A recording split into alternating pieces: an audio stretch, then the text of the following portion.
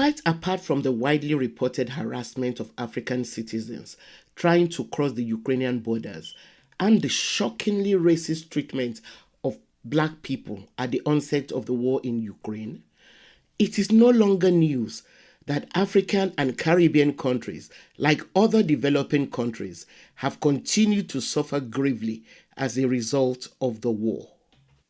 Their suffering is especially because of the shortage in food supplies and increases in food prices that skyrocketed as soon as the Ukrainian conflict began.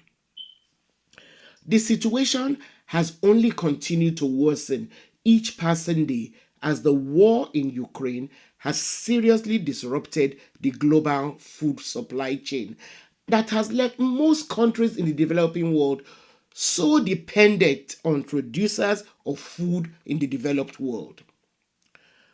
One of the major questions that we should ask ourselves is, why should so many countries be made dependent on a few others for fertilizers and even food?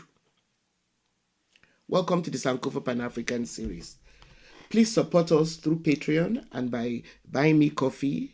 Subscribe to this channel and please turn on your notification buttons so you know when we have new episodes, and share our videos with your contacts. Also, make time to check out our new website, sankofastorybooks.com, for history, Afrocentric stories, and other resources for children.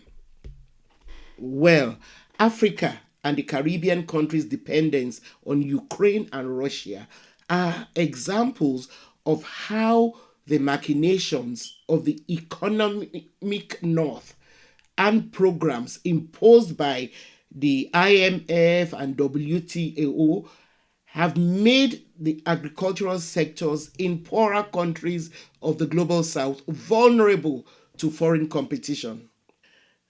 The food shortages that we're facing now, simply because two countries in Europe are at war, prove that the industrialized, globalized, corporate-led food system was designed to keep us dependent, and it is destroying us. Unfortunately, the reasons behind this warped global economic system that has left so many of us starving because our countries are dependent on Russia and Ukraine for food is beyond the scope of this episode. My focus here is to draw attention to what needs to be done to stem the level of starvation caused by the Russian-Ukrainian war and the humanitarian crisis caused by climate change, which people are facing in Africa, the Caribbean, and other developing parts of the world.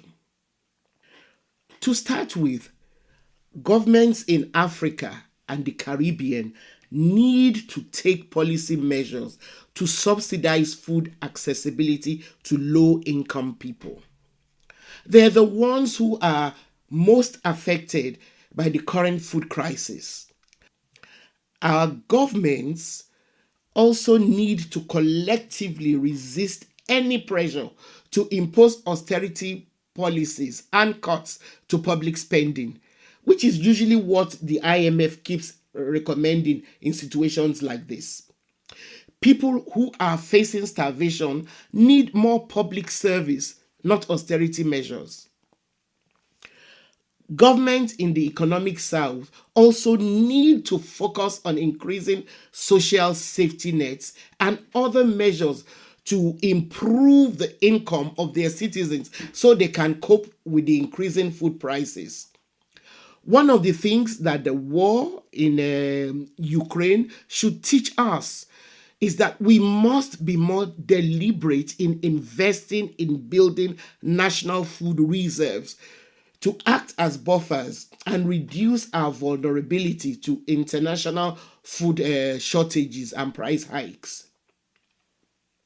One of the ways to reduce dependence on imported food is by supporting smallholder farmers.